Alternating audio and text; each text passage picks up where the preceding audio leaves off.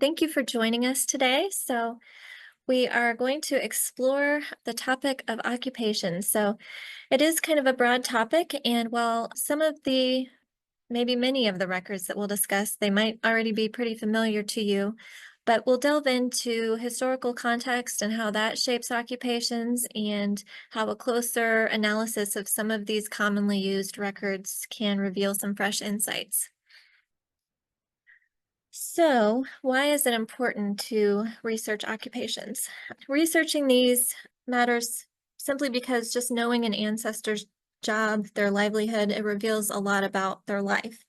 Occupations play an important role in their social status, economic conditions, migration patterns.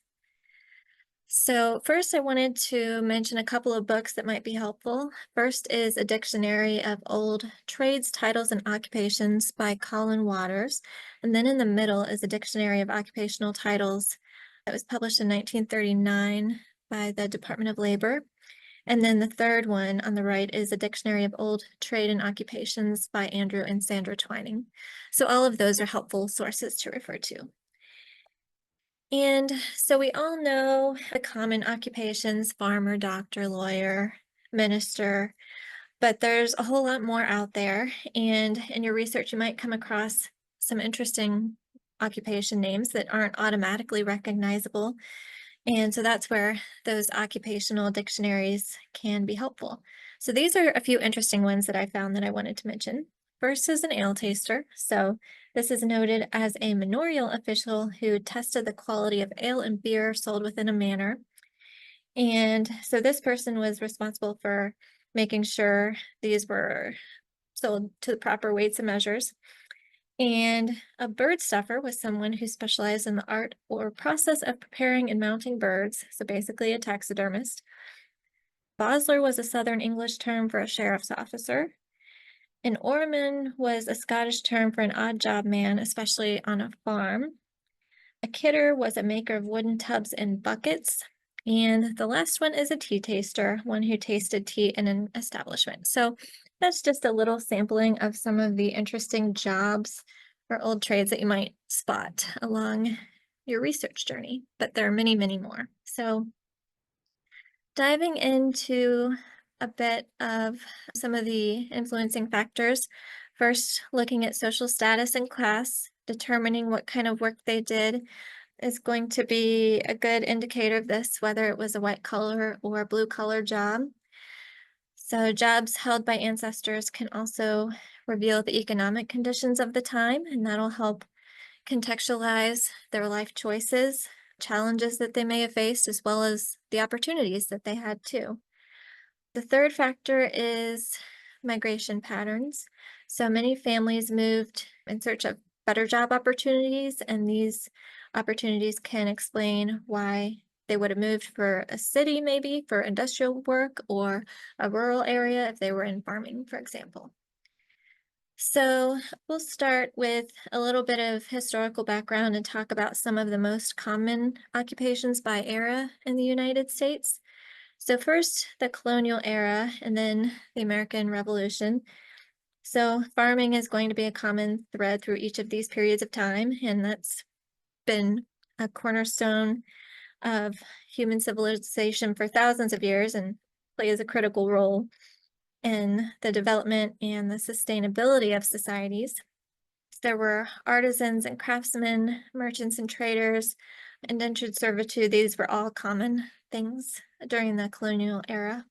And then moving into the Revolutionary War, many men served in the Continental Army. There was a much greater need for blacksmiths and gunsmiths, and farming continued to be backbone of the economy, and again, merchants and traders too. So agriculture remained predominant in the early 19th century, with the South heavily reliant on plantation farming and slavery. And the Industrial Revolution saw the rise of factory workers, and there was growth in the railroad industry.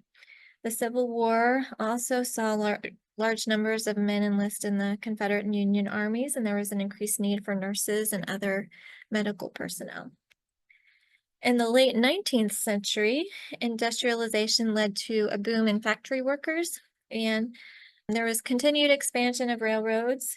There was the growth of the mining industry, and many women were employed as domestic servants. They worked as maids or cooks, and farming was still a significant occupation, but it did begin to decrease in proportion during this time. So the early 20th century saw continued industrial growth, especially in areas like the automotive industry.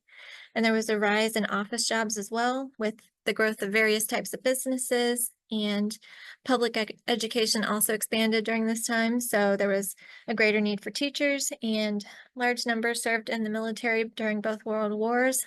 And mechanization also began to change the landscape of agriculture. So post World War II saw more jobs in manufacturing, jobs in hospitality and the service industry and construction due to the post-war housing boom. There was also continued increased demand for teachers and nurses due to population growth and a rise in managerial and professional occupations. So there are too many to list, too many occupations to list, but that covers some of the most common through the centuries. So, in the context of gender and occupations, men traditionally worked in agriculture and skilled trades, political roles, and then women primarily managed domestic duties, textile production, and later entered teaching, nursing, and factory work. And the 20th century saw a significant shift with women in nearly all of these sectors. So we've talked about occupations based on era and gender, but these are some factors based on immigration and occupations. So immigrations played a pivotal role in shaping the workforce and the economy, each group bringing a diverse array of skills, different cultures, different perspectives, all contribute as well. So different immigrant groups gravitate towards various occupations based on things like social networks, language, and other contexts. So this doesn't cover everyone, but these are just a few examples. Many Irish immigrants came to the US in the mid 1800s fleeing the famine, and they often took on labor-intensive jobs in factories, domestic work, construction. And then with Eastern and Southern European immigrants, so we're thinking of people who came over from Italy, Poland, Ukraine, Russia, and other nearby countries. They often worked in factories, steel mills, coal mines, and some also engaged in some small-scale farming and opened ethnic businesses too. And Greek immigrants who arrived in the late 19th and early 20th centuries, they often worked labor-intensive jobs such as railroad construction, mining, textile mills. Many of them also started small businesses like diners, restaurants, candy shops, and many German immigrants settled in rural areas and became farmers. And they were also known for their skills in carpentry, blacksmithing, and brewing.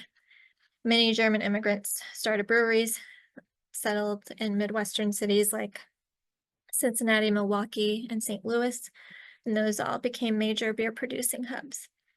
So in the late 1800s, Chinese immigrants, especially during the gold rush and the construction of the Transcontinental Railroad, they worked in mining, railroad construction, and later in laundries and restaurants due to exclusion from other jobs.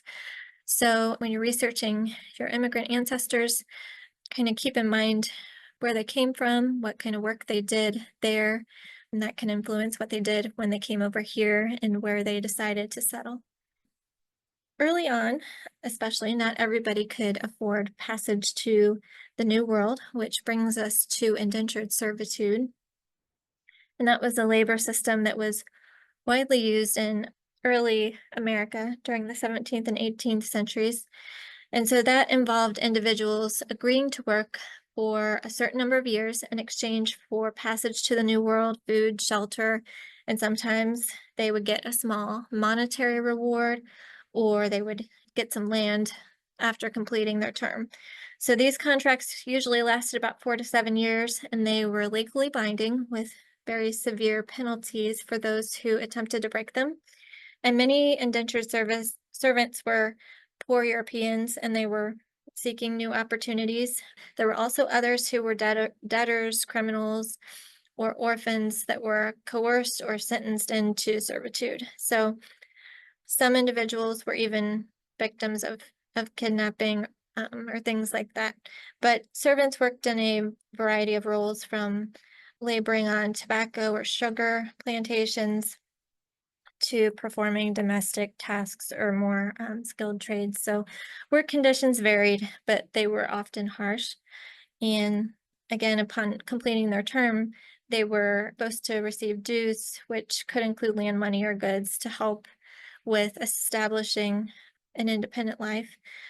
But many faced challenges in achieving that independence, especially if they were exploited or denied their dues. So masters had significant control. While indentured servitude and slavery both involved forced labor, there were some notable differences. So indentured servants entered into contracts sometimes voluntarily, sometimes under duress, and their service was limited to a fixed term, unlike the lifelong condition of slavery. And they also retained some legal rights, like the ability to sue for mistreatment, but the rights were not always enforced. So by the late 17th century, indentured servitude, it started to decline. And then there were, at that time, some economic improvements in Europe, and that reduced the potential servants willing to immigrate under those terms. So indentured servitude did play an important role in populating and developing the American colonies, and it significantly influenced the economic and social structures of the colonial society. However, its exploitative nature also set a precedent for labor practices that would later evolve into the widespread use of racial slavery in the southern colonies. So although it's quite early, there are resources that you can use and pull together to learn more about your ancestors' indenture. First, there are published sources like the books by Peter Wilson Coldham, the complete book of Immigrants in Bondage, and there's a subsequent volume called More Immigrants in Bondage. And if you search our Genealogy Center catalog on our website, you'll find more books for specific areas. So there's the Philadelphia Guardians of the Poor indenture records. We also have a volume of Madison County, Illinois court records, which includes indentures. There's also registers of slaves and free persons of color. So those are just a couple of examples. So it's worth a search in our catalog to see what we have or what we might have for the location where your ancestors were indentured. There's also a number of online databases and collections that you can explore. There's the United States Indenture Manumission Records Collection on Family Search, which contains those records for certain states and counties. And you might find some good information in deeds and court records. So for many counties, you might find that these are digitized on Family Search. So it's always good to find the original record, but you might also find them transcribed, like this one on the page on the right, which is from a book of records for Adams County, Ohio, and it's a deed, and it talks about the indenture of James Edwards and that he was obtaining land from Nathan Ellis at the end of his indenture. There's also now the Family Search Lab's full text search, and that's linked in the handout. And so that uses AI to search records that were previously unindexed. So there's a lot more that you have the ability to uncover in a shorter amount of time. There's also the Immigrant Servants database by Price Genealogy, and you might be able to find some clues or maybe a starting point there. Apprenticeships also have a lot of similarities to indentures. In some ways, they were prevalent, especially from colonial times through the 19th century. And that served as the primary way that young people were trained in various crafts and trades. And those were also usually formalized through written contracts. And for records, you can hunt for possible contracts if you find them. They usually include names, dates, places, and other details, maybe about family relationships. So they were sometimes filed in court. So like for indentures, county court records can be potential sources. Also, some local and state archives and historical societies and libraries maintain registers or collections of some of those records. So many people have ancestors who worked on the railroad, and there are several types of resources and records that you can explore. First, you'll want to do a little bit of research to figure out which railroad they worked on based on where they lived. And so the first type of records that you can explore are employee records. The Railroad Retirement Board was formed in the mid-1930s, and the National Archives holds many railroad pension records after this date. And those can provide some employee information, including details on retirement, death, and survivor benefits. So you'll want to contact the National Archives with as much information as possible if that applies to your ancestor. Or the second place would be to look within company records or archives, and these could be housed in various places. So, for example, the Pennsylvania Railroad records from 1847 to 1968, those are housed at the Special Collections Research Center of Temple University. And there are Southern Pacific Company records at Stanford University as part of their manuscripts division. So you might have to search within specialized archives and museums, historical societies. A great way to track down some of those records is by using Archive Grid. And Archive Grid is a website that can be a powerful way to locate those collections housed in a variety of libraries and archives around the world. So by searching the Archive Grid website, you can access descriptions and finding aids for a lot of these collections and discover some unique materials related to your family history, even if they're not digitized. So those are some things to start with when researching ancestors who worked on the railroad. If you have somebody in your tree who is a minister, there are a number of records that can be explored. You could explore diocesan or denominational archives, local congregation records. You can search for seminary or theological school yearbooks, and also check into biographies and clergy directories.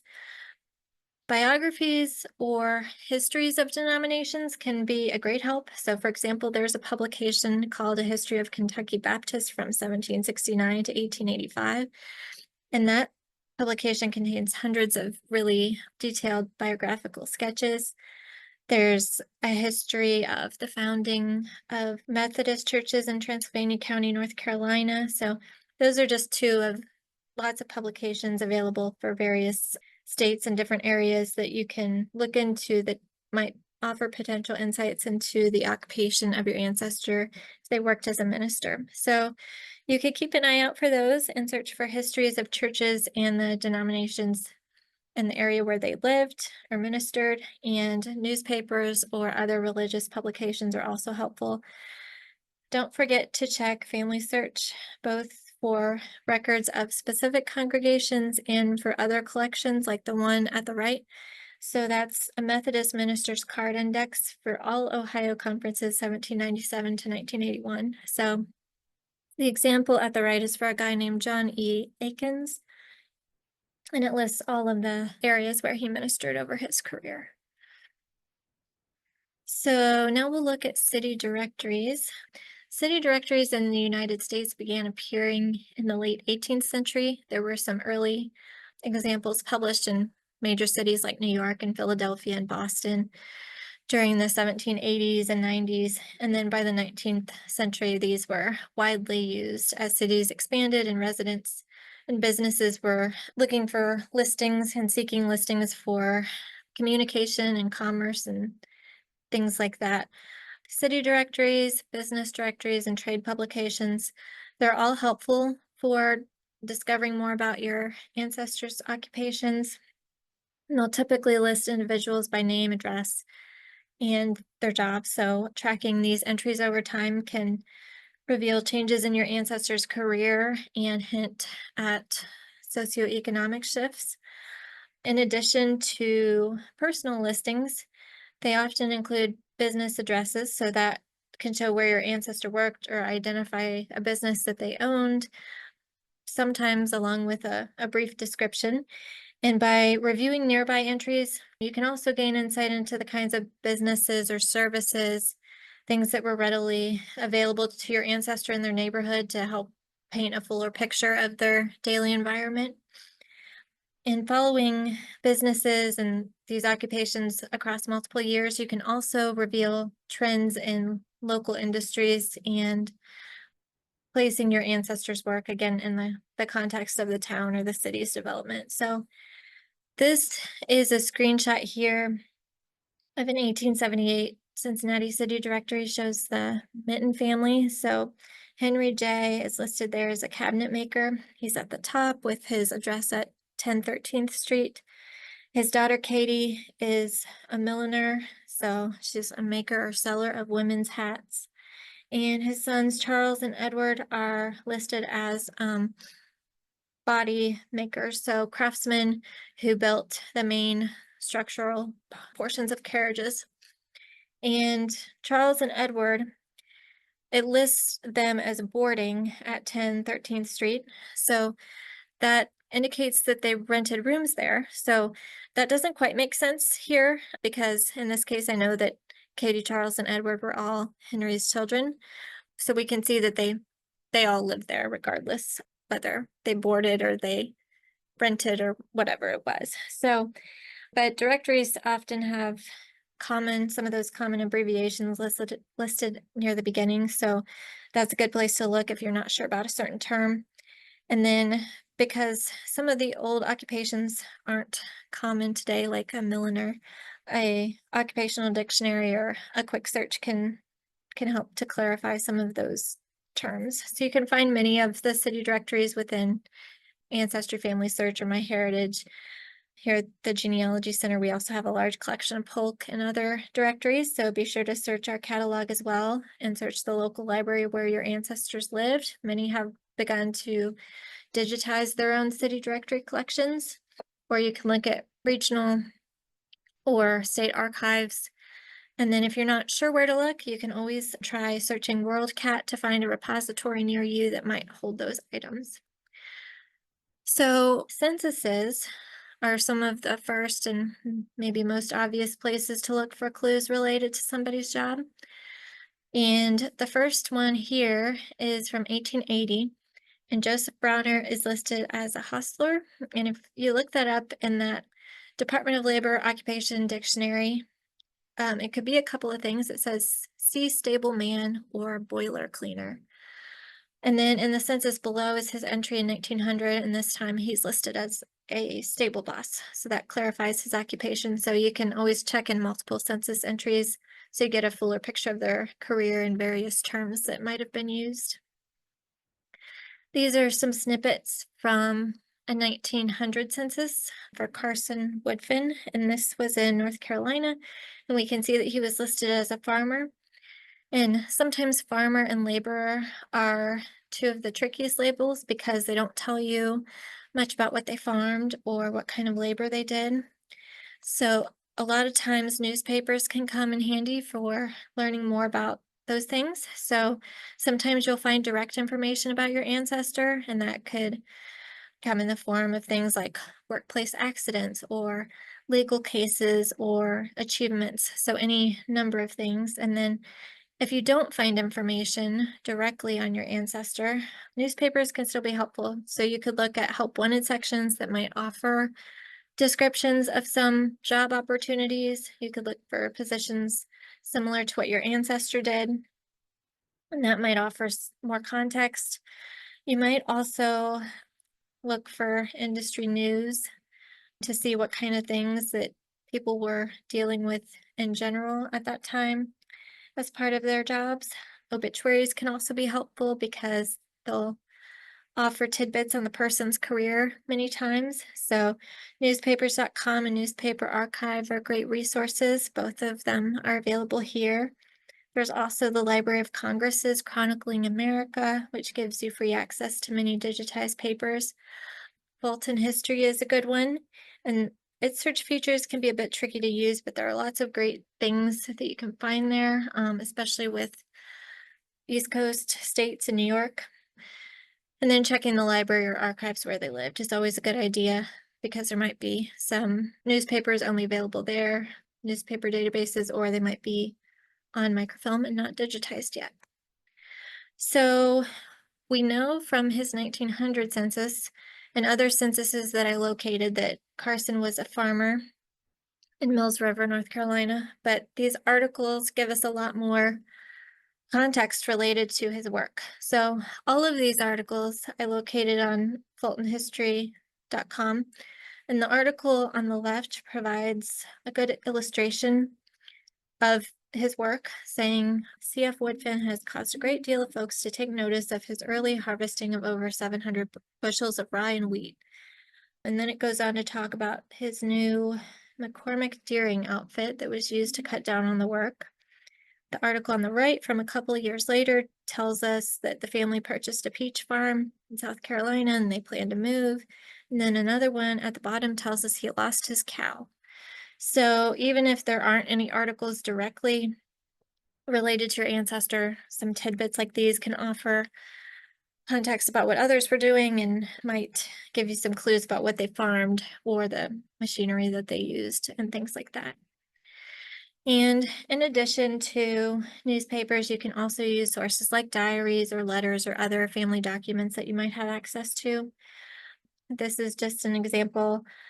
Charles Marsh, his census records list him as working in insurance, but they don't specify the company or provide much detail about what his job actually was. So, along with newspaper searches for more information, I also had a few of his letters that offer clues about his work. And he wrote letters to his daughter Mary, who was a nurse in World War I.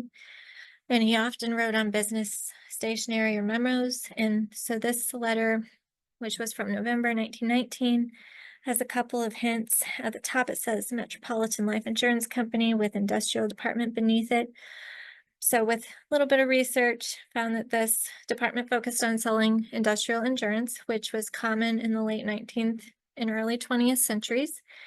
And it was insurance, it was small, affordable policies for, they were meant to cover basic funeral expenses. So it made it accessible, more accessible to the industrial workforce, which was growing a lot. So MetLife and others offered those policies to serve working class families. So just by that mention on this memo, there's a better understanding there of maybe the nature of his work and the business environment of the time where he was living. So whatever business your ancestor was in, trying to research the specific role in the context of the time and the place can add to your understanding of their work setting. And it's personal letter, so he doesn't talk much about his work, but he does briefly mention that he was writing it in the office. So you can sleuth around for any possible letters or diaries and review those for any tidbits about occupations. So, and tracking those down can sometimes be tricky. Fortunately, many people do post copies of photographs and letters and other documents on public family trees like Ancestry and Family Search, but you can start with close relatives, and family members might also have things that were passed down. You could ask if they might be willing to share copies or photographs of the items rather than the originals. But in addition to documents, photo albums can also be helpful. Sometimes there are little notes and captions on the back that can give you some clues. So local historical societies, libraries, and archives, again, are good places to find family documents. These places often hold donated family collections, and many libraries have digitized parts of their collections, or they might have some online finding aids. And university special collections also may have family papers, especially if the family was prominent in the area or if they have a tie to the university. And Archive Grid is another good place to go for those things. So for more recent ancestors or family members, maybe within the last century or so, you can also explore licensure records. So if your ancestor was a healthcare professional, like a doctor or nurse, licensure records might be available. Lawyers would need to be admitted to the bar, so state bar associations might hold those records. Certificates or licenses were often required to teach, and professions like architects or engineers or surveyors would also need licenses. And licensing boards for established at different times across states. So, for example, the Ohio Dental Board began licensing dentists in 1892. So, my great great grandfather was a dentist, and this information here tells us that he first obtained his license in 1920 after he graduated from dental school when he was 25. And it tells us that his dental license remained active until 1980, which was the year he died. So this record includes his address, and at the bottom it tells us that there was no board action taken. If there was, you would probably find a document linked there with a description of that. And the depth of what you find as far as licensure records goes can vary a lot depending on the state, and a lot of those systems have gone through many changes over the years. So the amount of information available will differ, but it's something else to look for. Military records are another avenue that you can explore for occupational information. Draft cards are good resources. At the right is a World War I draft card for William Schmid, which listed him as a pipe fitter. And it says he worked at the Modern Foundry Company. So those are some good clues. Having the name and address of the company allows you to dig a little bit deeper. This document comes from the official military personnel file of someone who served in the Navy during World War II, and it's the personnel qualifications paper. So we have their score in various areas: spelling, math, reading, list of hobbies and skills are on there, different things like that. So also included is when the person separated from service, and then the bottom of the paper there that was attached, and that includes their main occupation prior to service and then the secondary occupation post-service. So this person listed where they worked, when they worked there, and then a description of the responsibilities within that role. So it says he was a manager at a grocery store prior to his military service. He left that role in September 1942. He said when he was working there, his weekly wage was $50, and he worked there for 10 years. And he said that he owned and managed the retail grocery store, bought and sold groceries, meat, fruit, and produce, took inventories, trimmed windows, made displays, cut meats, and other general store work. And then at the right, there's the section that tells us what he did post-service, and this one's not as well filled out, but it still offers a couple of insights. In this case, he said for 3 months he did inspection work at a factory, and then he was a shipping clerk for 3 months. And along with records from personnel files, pensions, whether Civil War, Revolutionary War, or another conflict, those can help clarify their roles within the military. These are a couple of snippets from the Civil War pension file for William Coleman.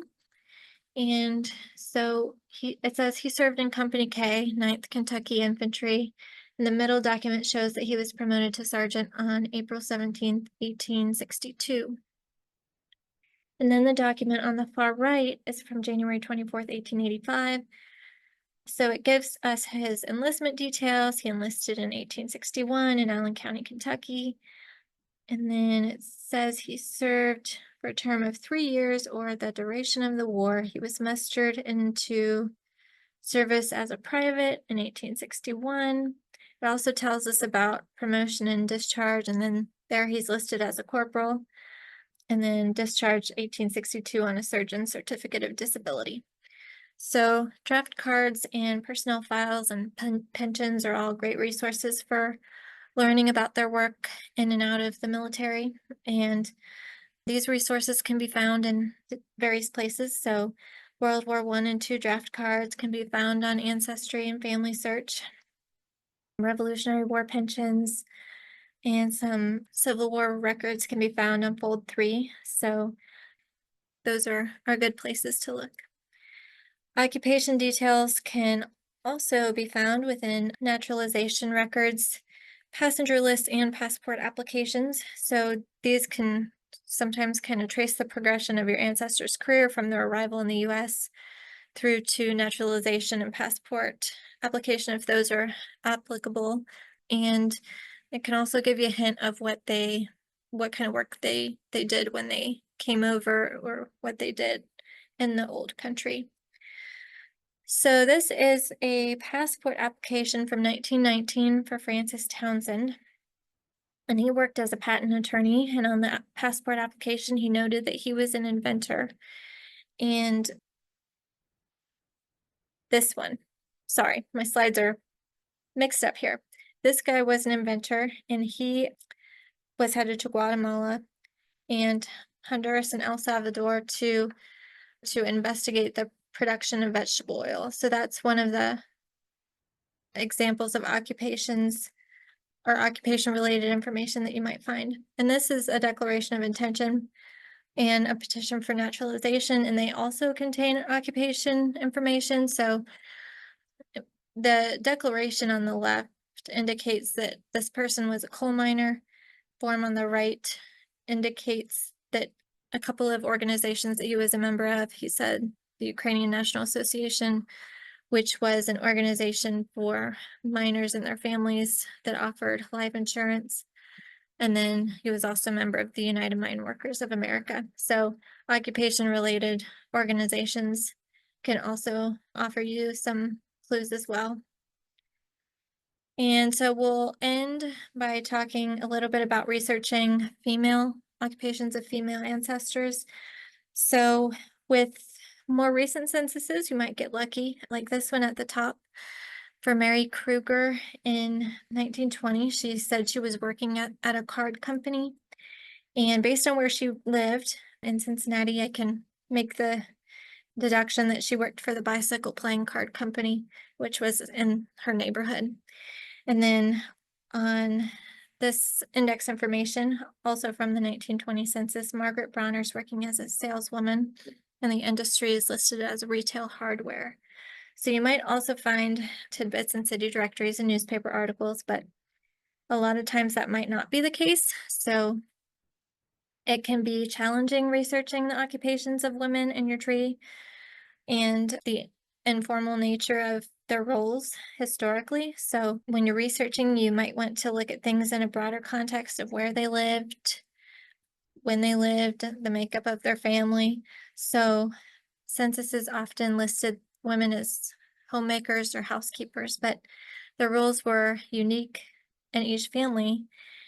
And if they lived on a farm, their daily lives and their household responsibilities are going to look much different than if they lived in an urban environment. And again, the time in which they lived is going to impact what they used to cook meals and what they had available to them. So, along with household roles and responsibilities, you can focus on community roles. You could look for school yearbooks or community histories that might give you some clues. You could research to see if there were women's groups in the area, church records, and things like cookbooks. Community cookbooks were often compiled by churches, and along with a family recipe, you might get lucky, and you never know if there might be a blurb about her or the family in there. So you'll also want to investigate industries in the area where they lived. Women often worked in textiles or as midwives or nurses or teachers. So those are some things that you can dive into. So a lot of the records that we looked at today are pretty commonly found records. Kind of researching and more closely analyzing some of the occupational information in these records can provide a little bit deeper context or insight into their lives. And you can look at specialized sources, union memberships, apprentice agreements. So those are helpful, as are things like military service and railroad pension records. And don't forget to utilize things like WorldCat and Archive Grid to find some of those hidden collections.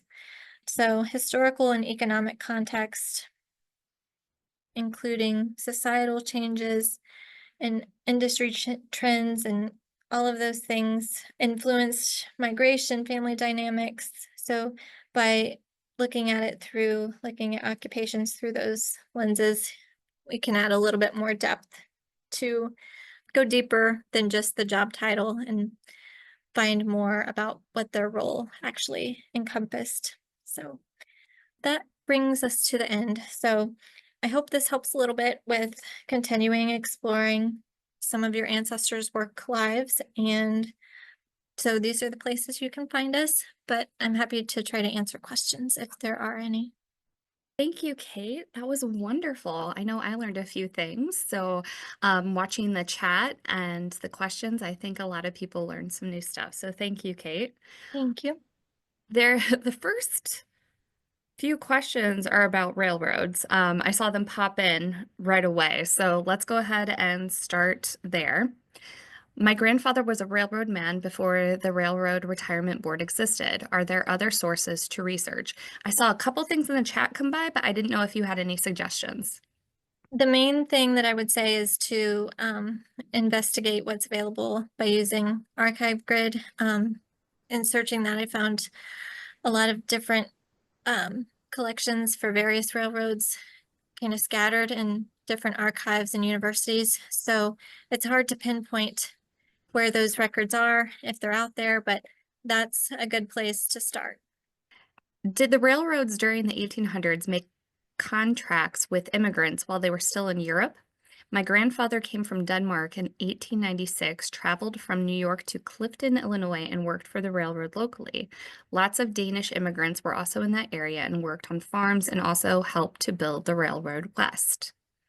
I'm afraid I don't know enough about that to give a good answer. So, but um, glad to help. If you'd like to send us an email, I'd, we'd be, yeah, we can take a closer look and dig into that a little bit more to find the answer.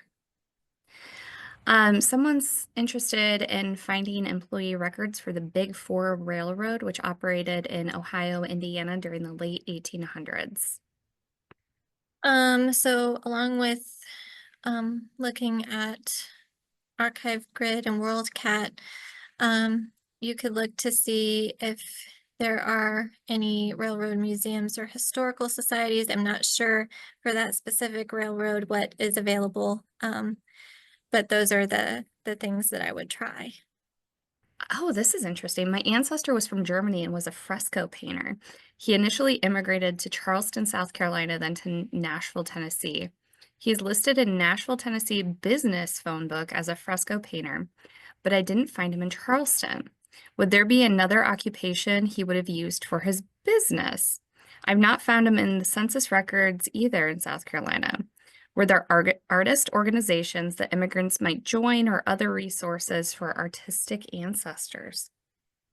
I'm not sure. That's a good question. There might have been art organizations for artists. I would see if you can, if you know the area, the region, or the town of Germany where he was from, that might help you to um, kind of gain some insight as far as other occupations that people had in that area. He might have, I don't know if he would have switched his occupation, gone into something else, but yeah, that's kind of what I can think of off the top of my head. So, Awesome. Yeah, this is another very specific question, so shoot us an email. yeah. Okay, next one. Does FultonHistory.com cover specific area of the country? It tends to cover a lot of small New York papers. There are lots of papers for East Coast states, including North and South Carolina. So primarily those areas, but I would kind of explore the website for more specifics on the state or the area that you might be interested in. Where would we find Navy personnel qualification records? I do not believe I acquired that with my father's Navy file. What are the dates the records started, ended? I don't know. Um, it was included in a personnel file that I received for one of my ancestors who served during World War II. So I'm not sure um, how that evolved um, when they started keeping that particular record, or so I don't know the answer to that. No worries. I don't know off the top of my head either. Someone suggested writing to the National Archives. So that's just an option. Someone has a suggestion. They're asking if there's a tutorial webinar for using our archive grid. We should look into that. So, Yes. Someone is trying to figure out how to research traveling ancestors who were French immigrants. I would, if I would, if you know the area of France where they came from, you could kind of research within um maybe marriage or baptismal records for that area, or just kind of research generally to see what people were doing, what occupations that they had. Um, so that's kind of a general suggestion, but Would there be passenger lists for ancestors migrating north via trains? I don't think so. I don't think there were. My three times great grandparents were working in the cotton mills in the 1830s and lived in Lancaster, Pennsylvania, but I cannot find specific employee names records of any cotton mills. Are there any cotton mill records available? What would they be doing in the mills? Any thoughts? This is my brick wall. Ooh. I don't know if there would be any specific records available um, for the cotton mill, but you could maybe start by looking within published local histories to see if there's any information that might name um, name the mill, or see. Um, yeah, I would start with that. You could look at early maps of the area. Um, to see if the mill is named there, or you could look within deed records that might offer some information, deed records, court records. So those are some things to explore.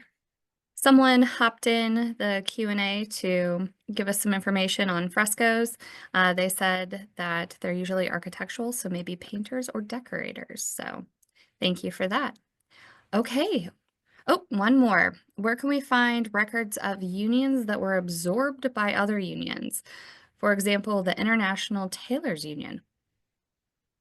Um, I would look at who they were absorbed by. If that organization's still around, you could contact them directly to see what they have, or if they have any records that they gave to or passed on to other societies or archives. So that would be where I would begin.